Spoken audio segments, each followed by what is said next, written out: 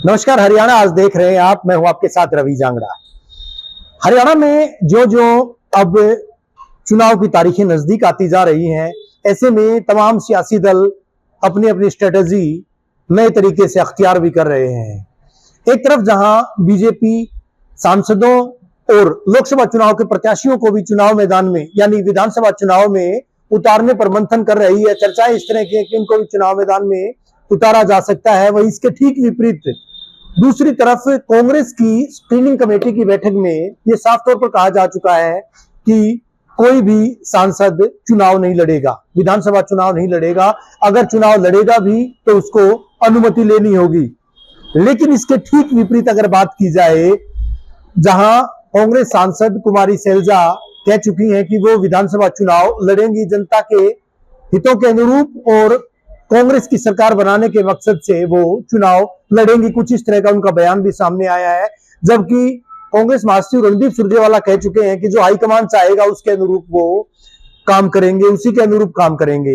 हालांकि कुमारी सैलजा भी ये बात कह चुकी है कि जो कांग्रेस हाईकमान के अनुरूप ही उन्होंने लोकसभा चुनाव लड़ा था और अब अगर परमिशन की कहीं बात आती है तो निश्चित तौर पर वो भी ताल ठोकेंगी चुनाव मैदान में। कुछ इस तरह की बातें भी सामने आई है। हालांकि लगातार प्रदेश प्रभारी पर यह आरोप जरूर लगाते रहे हैं कि वो एक पक्ष की यानी एक खेमे की, हुडा खेमे की अभी तक सुनते आए हैं। एक पक्ष को ज्यादा तवज्जो दी जाती रही है। एक बड़ी दिलचस्प बात यह भी है कि हरियाणा में अभी भी किसी भी तरह से किसी चुनाव में कहीं भी किसी कैंडिडेट के नाम पर यानी किसी सीएम पद के चेहरे के नाम पर वोट नहीं मांगे गए थे।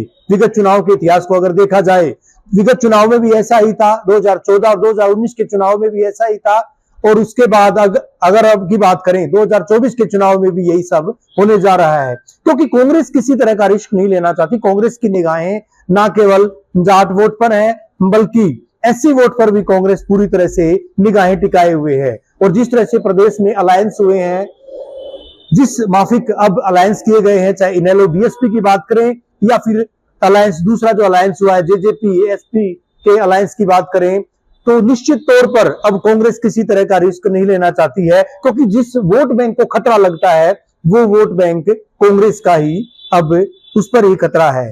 क्योंकि अगर एससी वोट की बात करें तो एससी वोट उसका रुझान, उसका झुकाव देखा जाता रहा है कांग्रेस की तरफ। अब ये जो गठबंधन हुआ है, गठबंधन के बाद किस तरह के समीकरण बनेंगे ये तो देखने वाली बात होगी। और जिस मुद्दे पर मैं चर्चा कर रहा था कि कांग्रेस किसी भी तरह से किसी कैंडिडेट को तय नहीं करती है सीएम पद के लिए, सीएम पद के चेहरे के लिए किसी को तय नहीं करती है।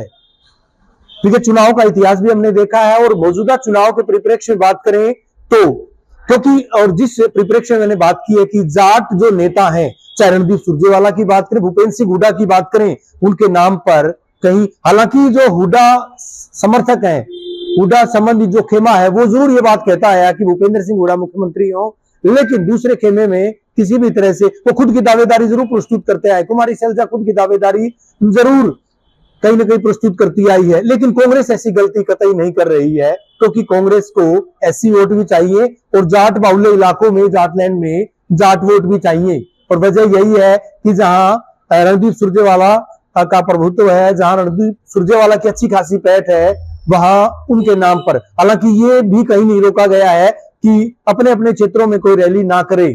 अपने अपने क्षेत्रों में तमाम जो नेता हैं उनको रैलियां करने का अधिकार भी दिया गया। लेकिन बड़ा सवाल ये कि आखिर इस सियासत में कितना लाभ कांग्रेस को होगा। वही दूसरी तरफ बीजेपी भी मंथन कर रही है। बीजेपी भी इस बात को लेकर पूरी तरह संजीदा है कि क्या राज्यसभा सांसदों को या पूर्व राज्यसभा सांसदों को या फिर जो लोकसभा चुनाव में प्रत्याशी रहे हैं जिनको भले ही हार मिली हो, क्या उनको भी चुनाव मैदान में उतारा जाए। इस पर गहनता से मंथन किया जा रहा है। यानी दोनों ही पार्टियां, चाहे कांग्रेस की बात करें चाहे बीजेपी की बात करें, इस बात के मंथन पर लगी हुई है कि जिताऊ कैंडिडेट को चुनाव मैदान में उतारा जाए, चाहे वो पूर्व के सांसद हो चाहे वो पूर्व मौजूदा सांसद हो। इस तरह का मंथन चल भी रहा है। हालांकि एक अहम बात और कहना चाहूंगा कि कांग्रेस के जो 5 सांसद बने हैं उनमें कुमारी सैलजा को छोड़कर बाकी चारों सांसद वो भूपेंद्र सिंह हुड्डा के खेमे में यानी उनके समर्थक, उनके समर्थित गिने जाते हैं।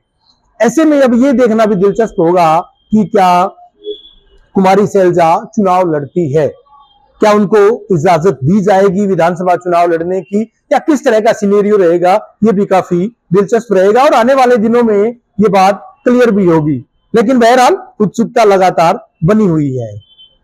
देखते रहिए लगातार हरियाणा आज, मुझे दीजिए इजाजत।